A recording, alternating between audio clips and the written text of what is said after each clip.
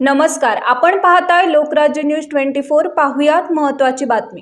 दिवाळीच्या पार्श्वभूमीवर परिमंडळ 5च्या हद्दीतील 18 सराईत गुन्हेगारांना एकाच वेळी 2 वर्षांसाठी तडीपार केले आहे।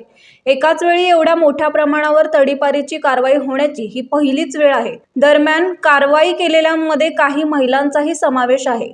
शहरातील वाढती गुन्हेगारी थोपवण्यासाठी पोलिसांनी गुन्हेगारांवर कारवाई करण्यासह त्यांचे आर्थिक कंबरडे मोडण्याचाही मोहीम हाती घेतली आहे।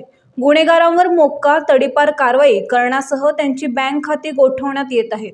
दिवाळीच्या पार्श्वभूमीवर कायदा आणि सुव्यवस्था राखण्यासाठी परिमंडळ 5चे पोलीस उपायुक्त डॉक्टर राजकुमार शिंदे यांनी हद्दीतील काळेपडल, वानवडी, कोंढवा, बिबवेवाडी, लोणी काळभोर, हडपसर, फुरसुंगी, मुंडवा पोलीस ठाण्याच्या हद्दीत तब्बल 18 सराईतांवर तडीपारची कारवाई केली आहे।